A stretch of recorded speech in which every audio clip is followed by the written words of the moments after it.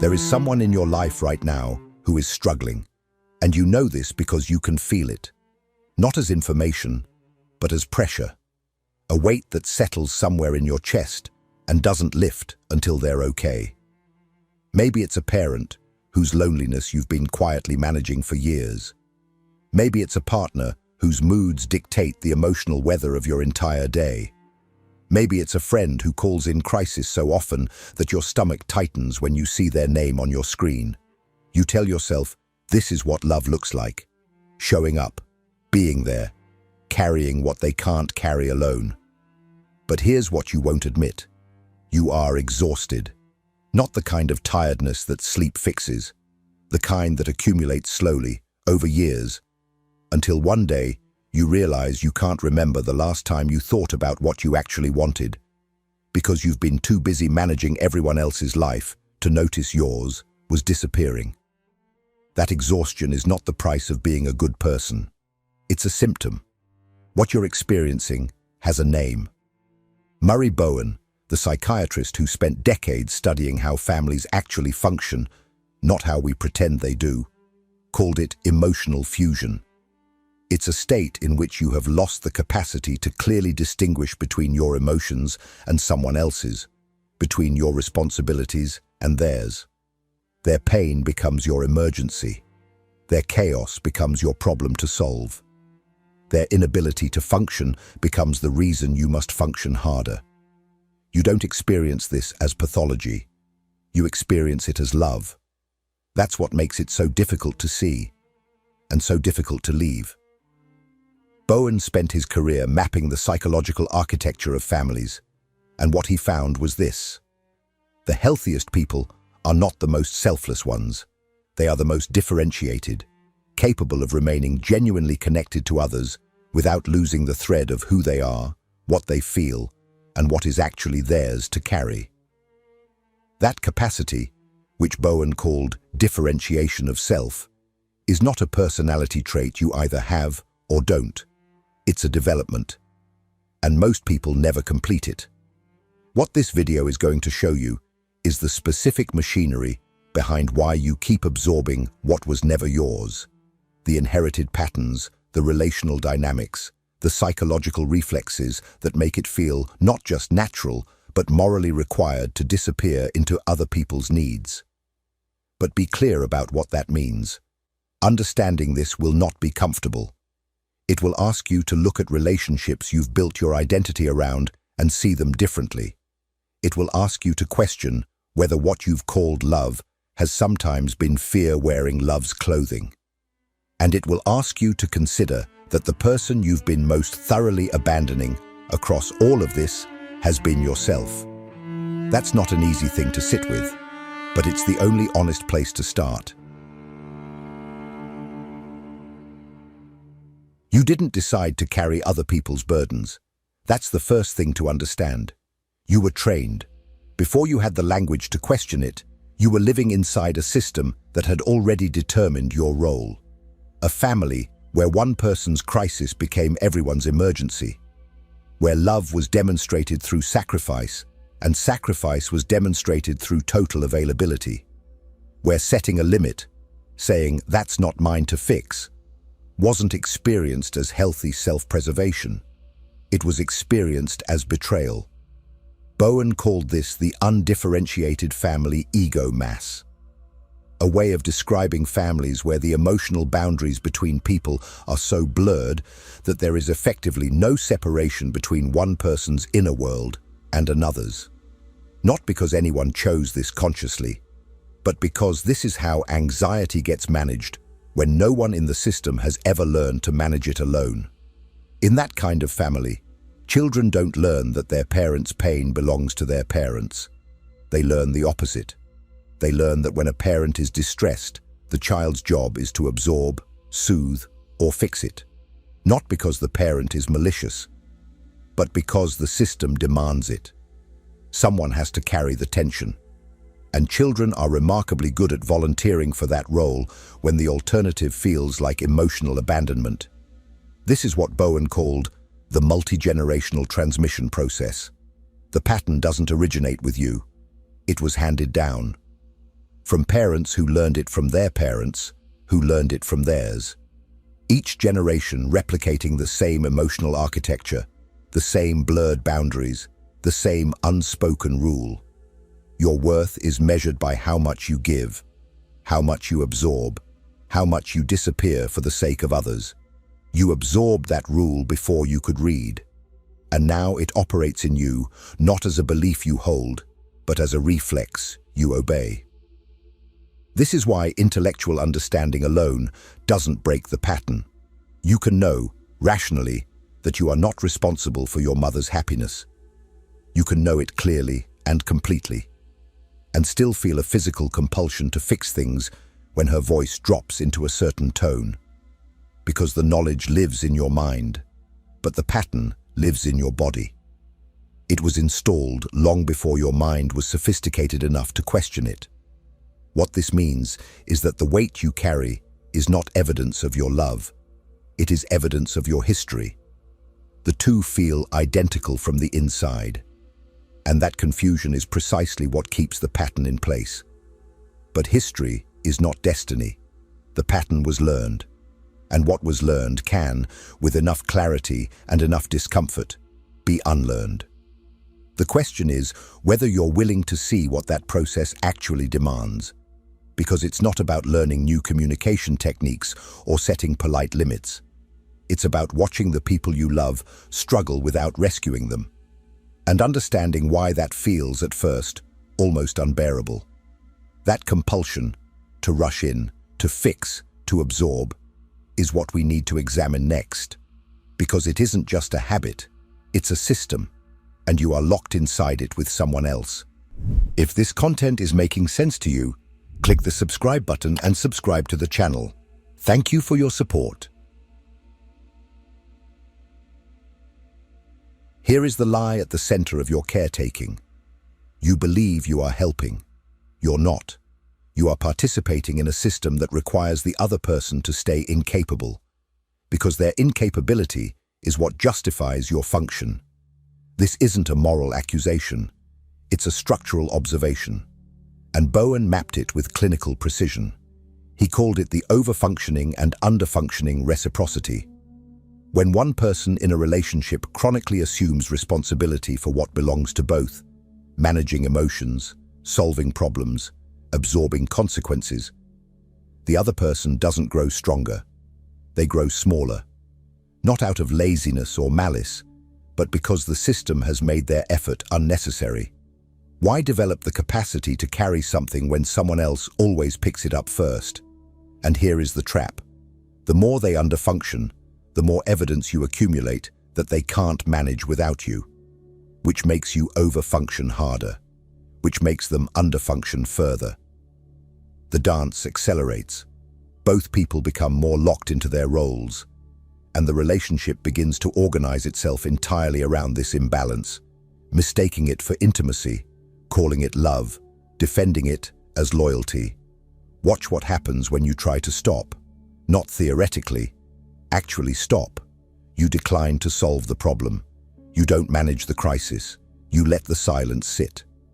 Immediately, something in you starts screaming. Not because you want to control them, but because their struggle has become indistinguishable from your own distress. Their inability to cope feels like your failure. Their pain feels like your emergency. That feeling is not love. That feeling is fusion, and it is keeping both of you trapped. The person you are overfunctioning for is not thriving. They are being quietly infantilized. Their capacity to develop, to fail, to recover, to grow, is being bypassed every time you step in. You are not protecting them from difficulty. You are protecting them from becoming someone who can handle difficulty. There is a significant difference, and that difference costs them something they may never recover if the pattern continues long enough. It costs you something too. It costs you the life you are not living while you are busy living theirs. Bowen was unambiguous about this. Overfunctioning is not generosity. It is anxiety management disguised as care. You are not rushing in because they need you. You are rushing in because their distress triggers something in you that you don't know how to tolerate. Fixing them is how you regulate yourself. That's the honest account of what's happening. And it's uncomfortable precisely because it reframes your self-sacrifice as something that is also serving you. But the dynamic doesn't stay contained between two people. When the tension inside a relationship becomes too heavy to bear, the system finds a third point of release. Someone else gets pulled in to carry what the two of you can't resolve directly. That mechanism, invisible, automatic, devastating, is what we need to look at next. No two-person system under chronic stress stays a two-person system for long. When anxiety inside a relationship reaches a level that neither person can absorb alone, the system does something automatic and almost elegant in its ruthlessness. It recruits. A third person gets pulled into the emotional field, not through a conscious decision, but through a gravitational force that neither the puller nor the pulled fully recognizes until they are already inside it. Bowen called this triangulation. And once you see it, you cannot unsee it. It looks like a mother who calls her adult child every time she fights with her husband. Not to vent, but to install. Each call deposits a little more of her marital anxiety into her child's nervous system, a little more allegiance, a little more of the unspoken message, "You are the one who truly understands me." It looks like a man who tells his close friend every intimate failure of his partner, not seeking advice, but seeking a witness who will confirm that he is the reasonable one. It looks like a family that manages its grief by designating one member as the problem, the difficult one, the black sheep, because having a common enemy is easier than sitting with unresolved pain. The third person absorbs the tension, and for a moment, the original two feel relief. But the conflict doesn't dissolve, it freezes. The anxiety gets distributed across 3 points instead of 2, which makes it more manageable in the short term and completely unresolvable in the long term. The original relationship never has to confront what it's actually avoiding. It just keeps outsourcing the pressure. And the third person, the child, the friend, the confidant, carries weight that was never theirs to carry, often without understanding how they got there or why they can't seem to put it down. If you are reading this and feeling a specific recognition, pay attention to that, because triangulation rarely announces itself. It arrives as intimacy, as being chosen, as the particular warmth of being the one someone trusts above all others. That warmth is real, but beneath it is a role, and the role has a cost that compound interest makes devastating over time. Bowen was precise about what triangles actually accomplish. Nothing. They manage anxiety without resolving it. They create the illusion of connection while preventing the kind of direct, honest confrontation that would actually change something. Two people who cannot tolerate each other's full emotional reality will always find a third surface to deflect off of, until someone refuses to be that surface. Refusing is harder than it sounds, because stepping out of a triangle means the anxiety has nowhere to go except back to where it belongs, directly between the two people who own it. They will feel that, and they will often blame you for it. But the triangles are only possible because of something deeper still, a nervous system so chronically reactive to other people's emotional states that it cannot distinguish between their distress and its own. That reactivity is not a character flaw. It's the engine of everything we've been describing, and it's where we need to go next. There is a difference between feeling someone's pain and being hijacked by it. Empathy is the capacity to recognize what another person is experiencing without losing your own footing. You see their suffering, you are moved by it, and you remain, still yourself, still stable, still capable of being present without dissolving. That is connection. That is what healthy closeness actually looks like. What you do is something different. When the person you love suffers, you don't just feel for them, you destabilize. Their bad news lands in your body like it happened to you. Their anxiety becomes the weather you live inside. Their inability to cope triggers in you an almost physical compulsion to act, to fix, to absorb, to make it stop. Not because you chose to respond this way, but because at some point their emotional state and yours became the same thing. Bowen called this chronic emotional reactivity. It is the hallmark of low differentiation. The state in which the boundary between your inner world and someone else's has become so porous that you are effectively running on their nervous system instead of your own. This is why logic doesn't help in the moment. You know intellectually that their problem is theirs to solve. You know that stepping in won't actually fix anything long-term. You know you're exhausted and that what you're about to do will cost you, and you do it anyway. Because the anxiety you feel when you don't act is intolerable. Not metaphorically, physiologically intolerable. Your body reads their distress as threat, and it demands a response. Here is what that means, stated plainly. You are not rushing in for them. You are rushing in for you, because their suffering, unresolved, is something your nervous system cannot sit with. The rescue is self-regulation, disguised as selflessness. And the person on the receiving end of that rescue never quite gets what they actually needed, which was not someone to absorb their pain, but someone steady enough to tolerate it alongside them without flinching. That steadiness, the capacity to remain present with someone's suffering without being consumed by it, is exactly what chronic reactivity destroys. You become less useful to the people you love, not more, the more fused you are with them. Because what they need in their hardest moments is not someone who collapses with them. They need someone who doesn't. Bowen made a distinction that cuts to the center of this. The goal is not emotional distance. Detachment is not differentiation. The goal is to remain in full emotional contact with someone, present, warm, genuinely caring, while maintaining the internal stability that allows you to be a resource rather than another casualty. That stability is not something you either have or don't. It is something you build, deliberately, often painfully, against the resistance of every pattern that was installed in you before you knew you were being shaped. And building it requires something most people find almost unbearable: watching someone you love struggle and not moving, letting the discomfort exist without rushing to dissolve it, learning, slowly, that their pain does not require your collapse to be taken seriously. That process is what Bowen called differentiation, and what it actually demands, what it costs, and what it gives back, is what we need to face directly now. If what you're hearing resonates with you, you'll find real value in my ebooks.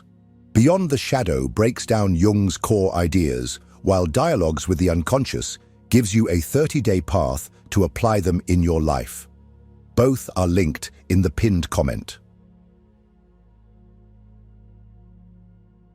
Differentiation is not a boundary-setting workshop. It is not a script you memorize or a technique you apply. It is a fundamental reorganization of how you exist in relation to other people. And it will be resisted at every stage by the system you are trying to leave. Bowen was clear about this. Differentiation is not achieved in a moment of clarity or a difficult conversation. It is a slow, non-linear process of learning to maintain a solid sense of self, your values, your responsibilities, your emotional ground, while remaining in genuine contact with people who have organized their relationship with you around your willingness to lose that self. That last part is what most people don't anticipate. The people closest to you have built expectations around your fusion. And when you stop meeting those expectations, the system pushes back. It starts subtly. You stop managing someone's crisis for them. You offer presence instead of solutions. And something shifts in the room. A coolness, a tension, a look that carries the full weight of their disappointment. Then it becomes less subtle. You've changed. You don't care anymore. You're being selfish. These are not descriptions of what you're doing. They are pressure. The system trying to pull you back into the role that kept it stable. Bowen called this the change-back pressure, and he was unambiguous. This resistance is not a sign that you're doing something wrong. It is a sign that you are doing something real. This is where most people collapse. Not because they don't understand differentiation intellectually, but because the emotional cost of holding the position is higher than they expected. When someone you love looks at you with genuine hurt and says you've abandoned them, and what you actually did was refuse to carry something that was always theirs, the distinction feels impossibly thin. The guilt is real, the doubt is real, and the path of least resistance is to step back into the old role, absorb the anxiety, restore the peace. But that peace is not peace. It is the temporary absence of conflict, purchased at the cost of your continued disappearance. What differentiation actually looks like, in practice, is this. You return the responsibility, not with anger, not with a rehearsed speech, but with calm clarity. I believe you can handle this. This is yours to figure out, and I trust you. I'm not able to carry that for you, but I'm here. You say it, you hold it, and then you tolerate the discomfort of what comes next without reversing course.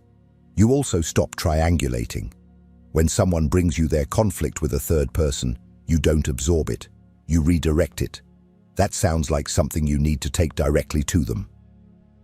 You remove yourself as the emotional landfill for relationships you are not part of, not coldly, clearly, and you begin, slowly, to build something that belongs only to you. Interests, commitments, a sense of direction that isn't organized around who needs you and when. Because Bowen observed something that should disturb you if you're honest, a person with very low differentiation often has no clear sense of who they are outside of their function in other people's lives. Remove the caretaking, and there is a vacancy where a self should be. Filling that vacancy is not comfortable.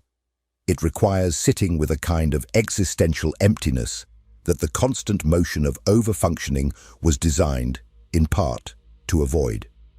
But on the other side of that emptiness is something you have not had in a very long time. And that is where we're going now. Here is the truth you have been circling this entire time. You did not lose yourself because you loved too much. You lost yourself because existing as a separate person, with your own needs, your own limits, your own life that didn't organize itself around someone else's survival, felt dangerous. Somewhere early, in a system that couldn't tolerate that kind of separateness, you learned that the safest way to belong was to disappear, to make yourself so useful, so available, so indispensable that no one would ever have a reason to leave. That was not love. That was a survival strategy, and you have been running it ever since. Bowen's work arrives at a conclusion that is simple and devastating. You cannot genuinely love someone you are fused with. Fusion is not intimacy. It is two people using each other to avoid the anxiety of being fully themselves. What looks like closeness is often a mutual dependency so entangled that neither person can move without destabilizing the other. That is not a relationship. That is a system of mutual captivity dressed in the language of devotion. Real love, the kind Bowen's framework points toward, requires two people who are each capable of standing alone, not people who don't need each other, but people who choose each other from a place of wholeness rather than fear. That distinction is everything. A relationship built on need looks like love, but functions like a trap. A relationship built on choice looks like love, and actually is. When you differentiate, when you return what was never yours, when you hold your ground through the guilt and the pressure and the accusations of selflessness, something unexpected happens. Some relationships transform. The dynamic shifts because it has to, because you are no longer supplying what the old system required, and the other person, without the option of handing their weight to you, begins to develop the capacity they always had but never needed. You didn't help them by carrying their burdens. You help them now by refusing to. Other relationships end, And that ending will feel, at first, like evidence that you did something wrong. It isn't. It is evidence that the relationship was never between two people. It was between you and a role you played. When you stopped playing it, there was nothing left, which tells you everything about what was actually there. What returns, when you stop living other people's lives, is disorienting at first. The silence where the anxiety used to be. The strange lightness of a day that belongs entirely to you. The unfamiliar experience of asking what you want and discovering that you have an answer. You are not a supporting character in a story about someone else's suffering. You never were. But you have spent so long in that role that stepping out of it will feel, for a while, like loss. Let it. That feeling is the shape of the life you are finally reclaiming. This is the work, not a technique, not a conversation, a decision made repeatedly to remain yourself, even when everything around you is organized to prevent it. If something in this video named a pattern you've never had language for, sit with that before you move on. Leave a comment about what you recognized, and when you're ready, don't stop here. What we've covered today is the foundation. The next video goes deeper into the psychology of why change feels like betrayal, and why that feeling, more than anything else, is what keeps people trapped. You don't want to miss it.